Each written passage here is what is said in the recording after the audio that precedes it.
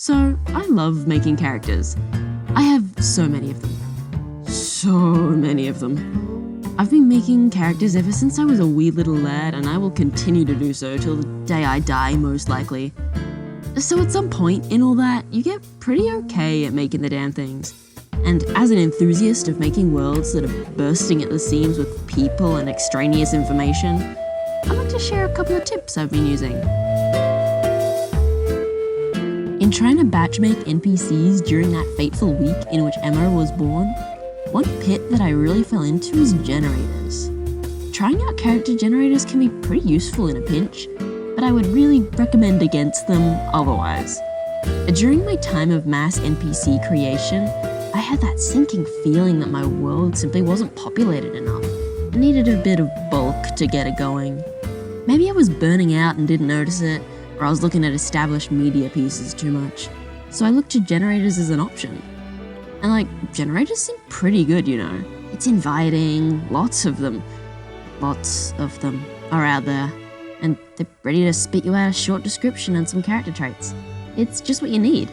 It seems pretty good, just copy and paste a description that you like into your whirlwind of character documents and you're set. But it needs some work. And don't get me wrong, generators can be good. They serve as great jumping off points and can be super good for ideating, plucking an idea or concept out of thin air that you may have never thought of otherwise. And as I said earlier, doing it on the fly when your players ask you about that fishmonger that you didn't think to write about. And when I say I fell, I fell. And there's a lovely little website that I spent a lot of time on called Perchance, which is really, really good for making generators. And you hardly need to know the first thing about coding. I spent good time making up generators using the rules of my world to hopefully pump out characters that were perfectly suited to be dropped right into Emerald. I made tons of fields of all sorts of traits a character might need. Appearances, races, jobs, a funny little quirk. And even now while writing this, God, do I want to go back, if only to feel the joy of creation. But when I got to the point of hitting that randomize button, I could only see the output for what it was. Incoherent selections of traits. There's a reason why none of my current NPCs were made that way.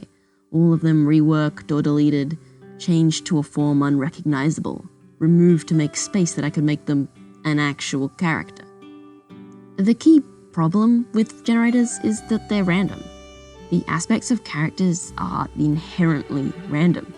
They have no meaning behind the choices that they make. And sure, you can force the pieces to fit or get a lucky roll where things all make sense, but they were never meant to. It's all pattern searching. Ideally, characters shouldn't be random traits. They should have a bit of humanity within them. So yes, it is going to be more work to make good characters, but that's also the point. Make good characters. And I have no bones to pick with name generators, none at all. FantasyNameGenerator.com is my baby girl, and will continue to be so till the end of time. So, how do you make better characters? The idea is really making yourself. Homemade is best, store-bought is not fine. Which I know can sound a lot, especially when populating outside of your top 10 baby girl plot devices. So here's my funny little guide to make good characters without getting overwhelmed. And by good I mean well-rounded. And let's put it into practice too with this one that I prepared earlier. Oren Edamax, local Benoi for demonstration purposes.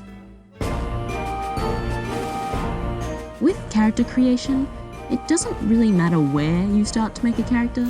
Visual, emotional, a key trait, it all works. Take your inspiration and run with it as far as you can. Then boil them back down, refine them into something palatable. Each one of these keys is 3 things, really.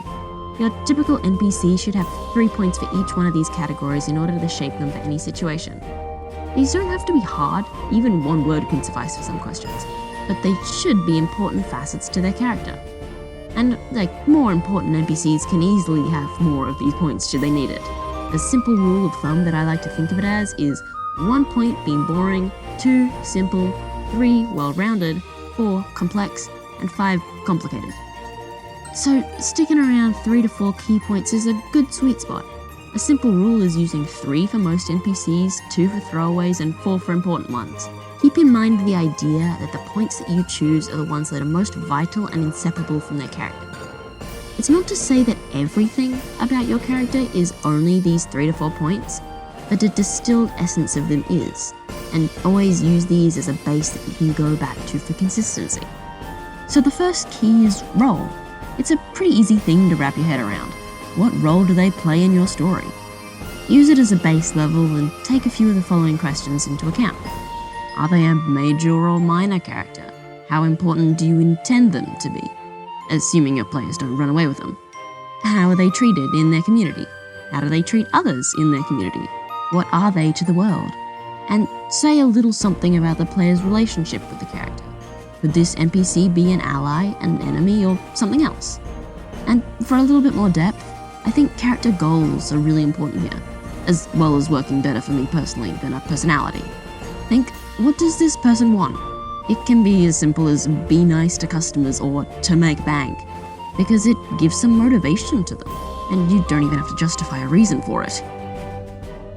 For example, for a family of bakers, their roles can very easily be shopkeeper, parent/child, kindly.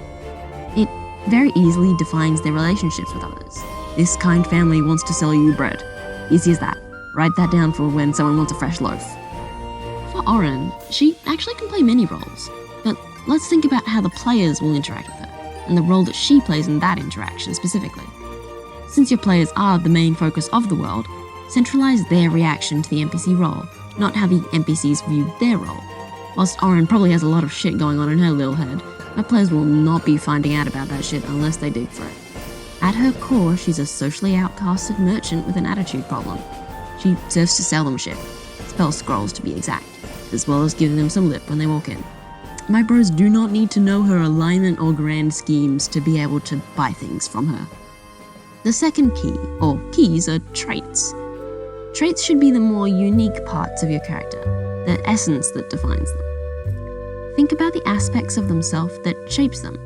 Take a significant part of their life, perhaps.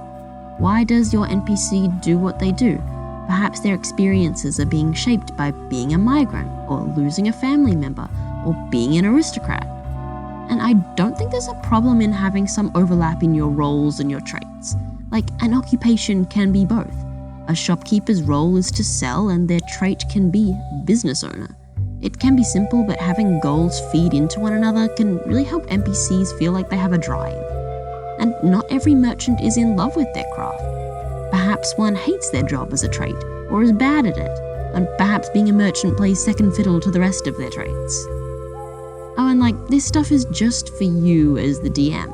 It doesn't have to be legible, soundproof logic if this works for you. As for Oren, she is a cursed dragon scribe. Yep, looks can be deceiving, and these facts are key to her being her. Remove any one of these and she falls apart. Whilst her being an entrepreneur is an important role that she plays, it isn't a vital fact to her existence.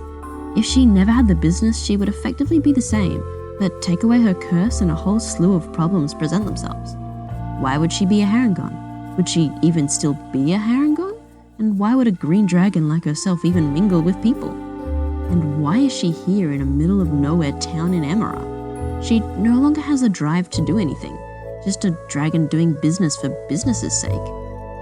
The reason for the shop's existence is because she was cursed, not the other way around. Think of it as, if you removed this trait, would this character still be the same? For Oren, her traits are intertwined. Removing any of these traits removes much of the sense of her character, just like that. And the third key is appearance. Appearances can be pretty interesting when it comes to D&D, since it is such a spoken media. It can be hard to get appearances across in a way that's useful. The key to a useful description is something distinct, something to distinguish themselves without a name, and between those similar to them. So, as we do, choose 3 significant features to define each NPC, something you can use to verbally and quickly distinguish them from a crowd. And the important part is, these traits should not be something like race or gender. Come on guys. Instead, choose something else.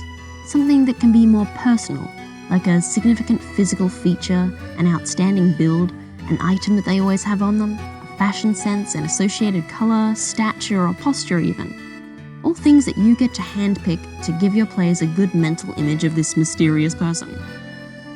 And this can help curb that feeling that sometimes with humans being seen as the default race, humans get more diverse appearances while other species have, orc as an essential part of their character features, which easily gets reductive, reducing these characters down to either being a racial token or lost in a crowd of young orc man, young orc woman. Perhaps describe your young orc man as being freckled, athletically muscular, and with a stony expression. Or take it in another direction and go excessively tall, strangely sharp tusks, and wearing a jeweled amulet.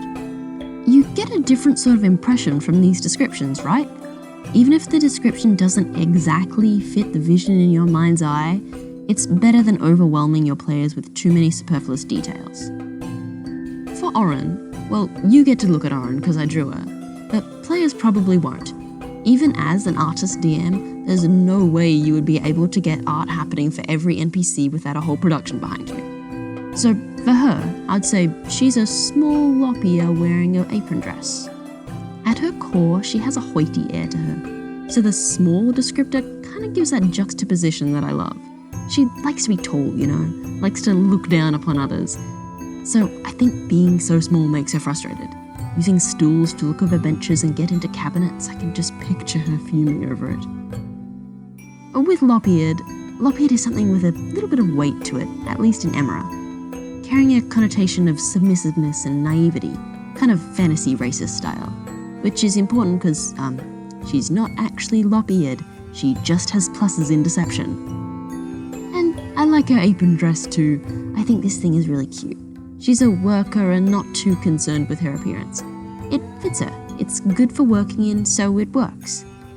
Looks are part of personality too. So much can be communicated through looks. So as a visual artist, having to work with limited visual descriptions can be a little tough for me. So I hope you get the idea. Yeah, look at her. What a dickhead. And that's it. But what about voices, I hear you ask? And you don't need voices, in my opinion. Try not to rely on giving your character a voice as part of their personality. I don't mean a speaking style. That can be super important to your character's impression. In fact, is probably the single most important thing. But a funny accent, just be careful it doesn't absorb them. I hope other DMs learn that you don't have to be good at voice acting to do it. Best advice is just to speak the emotion of the character, or be upfront in description if you can't. So yeah, take it or leave it.